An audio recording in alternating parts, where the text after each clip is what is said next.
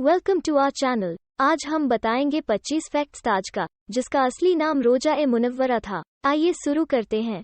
हाँ, वीडियो शुरू करने पहले आपको बताना चाहते हैं कि अगर आप हमारे वीडियो पहले बार देख रहे हैं तो हमारे चैनल को सब्सक्राइब करें। ये हमें अच्छे से अच्छे वीडियो बनाने के लिए मोटिवेट करेगा।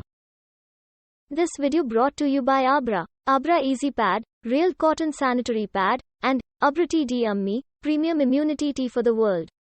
फैक्ट नंबर 1, उस्ताद अहमद लाहौरी, जिन्हें आमतौर पर ताजमहल का मुख्य वास्तुकार माना जाता था, वो भारतीय नहीं थे, वह ईरान से थे। कुछ 17 और एक्सपर्ट कारीगर उन्हें बारीकी जांच और डिजाइन में मदद कर रहे थे। फैक्ट नंबर 2, पूरी ताजमहल प्रोजेक्ट जो 42 एकड़ में फैला है, 1632 के आसपास उसकी निर्माण की शुरुआत हुई और 1653 में खत्म हुआ। ताजमहल को बनाने में 22 साल लगे। फैक्ट नंबर 3, ताजमहल एक कामकाजी मस्जिद है और यह शुक्रवार को प्रार्थना के लिए बंद रहती है। फैक्ट नंबर 4, भारत में ब्रिटिश शासन के दौरान इंग्लैंड की मैनिक्योर लॉन की तरह दिखने के लिए ताज के बगीचे को उजाड़ दिया गया था। मूल उद्यान बहुत सारे गुलाब और नरगिस का बगिया था।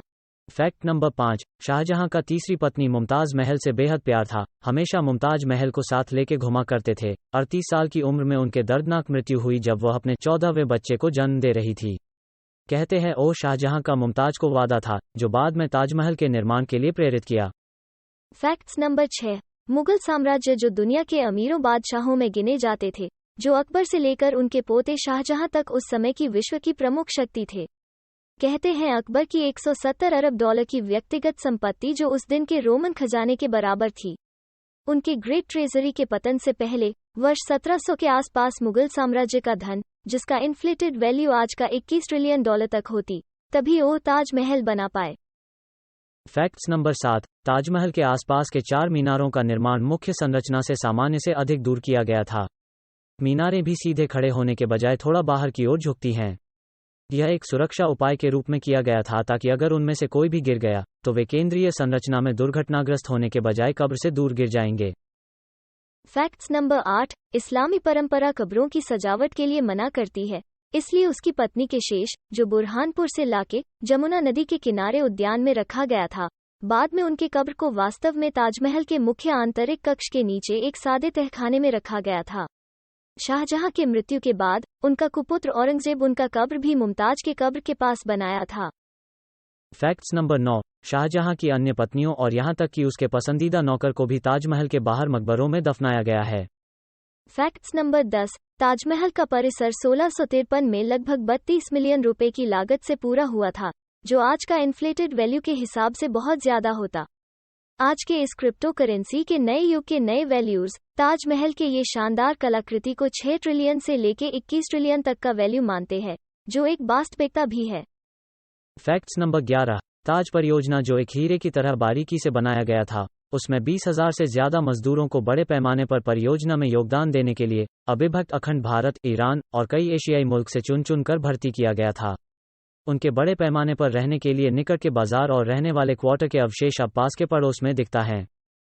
फैक्ट्स नंबर 12, इस विशाल संगमरमर की संरचना में कुल 28 प्रकार के कीमती गहने और दुर्लभ पत्थर स्थापित किए गए थे, जैसे तिब्बत से आया फिरोजा, चीन से जाड़े और क्रिस्टल, पंजाब से जैस्पर, श्रीलंका से नीलम, अफगानिस्तान से लापिस, अरब के कार्नेलियन और मकराना, राजस्थान से भारी सफेद संगमरमर, जो प्रमुख निर्माण सामग्री था। ये सब शाहजहां का द्वारा बेहद चुना हुआ और पसंदीदा निर्माण सामग्री था। फैक्ट्स नंबर 13, भारत और एशिया के विभिन्न हिस्सों से निर्माण के लिए भारी सामग्री और आपूर्ति के परिवहन के लिए 1000 से अधिक हाथियों का उपयोग किया गया था। फैक्ट्स नंबर 14, ताजमहल के निर्माण से जुड़े कलाकारों और वास्तुकारों को बाद में हाथ काटने या मौत के घाट उतारने के लिए लंबे समय से चले आ रहे मिथक का कोई सबूत नहीं मिला है। मिथक का बजाय ये बताया जाता है कि बादशाह ये चाहते थे कि सबकी हाथ काट दिया जाए या मार दिया जाए ताकि इस तरह खूबसूरत करतब को न दोहरा सकें।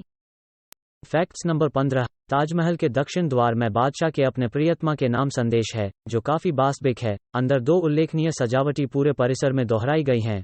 इटालियन पिएत्रा ड्यूरा, जो बहुत औपचारिक रूप से ज्योमेट्रिक और इंटरकॉइनिंग फ्लोरल डिजाइनों है, और अरबी कैलीग्राफी जो थुलुट लिपि में है, जिसमें कुरान के छंद को कई हिस्सों में अंकित किए गए हैं, जो इस्लामिक कलात्मक परंपरा के सुलेख है। फैक्ट्स नंबर 16, ताजमहल के पूरा होने के बाद शाहजहां को 1658 में उसके बेटे औरंगजेब ने घर में नजरबंद कर दिया। शाहजहां केवल अपने जीवन के पिछले 8 वर्षों के लिए अपनी खिड़की से ताजमहल देखने में सक्षम था, जो उनकी आखिरी मांग भी था। 1666 को उनके मृत्यु के बाद उनका भी कब्र मुमताज की कब्र के पास बना दिया गया, जो उनका आखिरी इच्छा था। उनके शासनकाल में मुगल साम्राज्य अपनी सांस्कृतिक महिमा के चरम पर था। Facts number 17। मुगल साम्राज्य के विलय के साथ साथ ताजमहल का बच बचाव खतरे में पड़ गया। 1857 में सिपाही विद्रोह के दौरान ब्रिटिश सैनिकों ने ताजमहल की दीवारों से कीमती पत्थरों को उतार ले गए, चांदी की मोमबत्ती और कीमती दरवाजे भी चुरा लिया गया, जो बाद में ब्रिटिश इंडिया के एक गवर्नर इस आइकॉनिक मॉन्यूमेंट्स को रख रखाव का ऑर्डर देके इसके बचाव किया। Facts number 18। ताज 73 मीटर ऊंचा अनोखे प्यार का मिसाल नहीं, बल्कि कला का एक मास्टर शोपीस है, जिसका कुतुब मीनार से अधिक ऊंचाई है। एक अमेरिकी और ब्रिटिश खुफिया खबर के मुताबिक 1942 में जापान और जर्मन हवाई हमले करने वाले थे। इससे बचाने के लिए ताज को बम्बू के अस्थायी मचान में कवर किया गया था। बाद में 1965 और 1971 पाकिस्तान युद्ध दौरान भी ये से किया गया था। सिख दंगे के बाद भी रात को बंद रहता था ताज 2004 तक। Facts number 19। ओशो ने ताजमहल को मकबरा नहीं, महल कहा था। और पूछे हर जगह सैनिक और तोपों के लिए जगह क्यों था? शाहजहां ने अपने स्मृति के लिए एक कला ताज बनाने की भी सोची थी, जो नहीं हो पाया था। ताज के सफेद चमकते संगमरमर इसे पूर्णिमा की रात के दौरान बहुत सुंदर बनाता है। ओशो के अनुयायियों में से कुछ ने कहा शून्य मन हो या शून्यता से समाधि प्राप्त करने के लिए और ध्यान के लिए ये सबसे अच्छा स्थान है। Facts number 20। ताजमहल का संरचना के निचला हिस्सा यमुना नदी में पानी कम होना और भूजल की कमी के कारण खतरनाक दर से टूट रहा है, जिससे मुख्य स्ट्रक्चर में दरारें दिखने लगा है। लकड़ी की नींव शने की कयास लगाई जा रही, क्योंकि यहाँ मीनारें भी अधिक झुकने लगी हैं। Facts number 21। आगरा में भयानक वायु प्रदूषण के कारण ताजमहल का सफेद संगमरमर तेजी से पीला हो रहा है। संरचना के पास केवल इलेक्ट्रिक वाहनों की अनुमति है और उत्सर्जन नियंत्रण में मदद करने के लिए स्मारक के चारों ओर एक 4000 वर्ग मील का पर्यावरण क्षेत्र घोषित किया गया है। आगंतुकों को पार्किंग क्षेत्र से ताजमहल तक इलेक्ट्रिक बसों या चल के आने का आदेश है। 7 मिलियन से ज्यादा टूरिस्ट ताज आते हैं हर साल।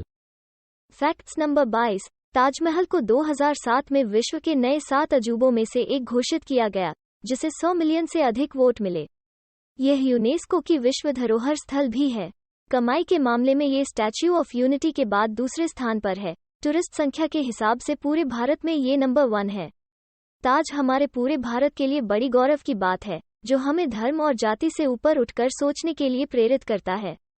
Facts number 23। दुनिया कई देशों ने ताज का रेप्लिका बनाए ताकि उनको ताज देखने भारत ना आना पड़े, लेकिन ताज तो ताज है ना।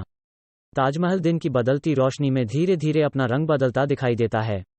आप आइए ताज घूमने। अक्टूबर से मार्च तक खूब मनोरम रहती है ताज, जहां कोई रोशनी लगाई ही नहीं गई, फिर अभी चमकती रहती है। Facts number 24। ताजमहल सूर्योदय से 30 मिनट पहले खुलता है और सूर्यास्त से 30 मिनट पहले बंद हो जाता है, आमतौर पर सुबह 6 बजे से शाम 7 बजे तक। ताज प्रत्येक दिन खुलता है, शुक्रवार को छोड़कर। ताजमहल पूर्णिमा रात को 8:30 बजे से देर रात 12:30 तक देखने के लिए खुलता है। इसके अलावा पूर्णिमा के 2 दिन पहले और 2 दिन बाद, जो कुल 5 दिन रात को खुलता है। हर साल रमजान के पवित्र महीने के दौरान रात को बंद रहता है।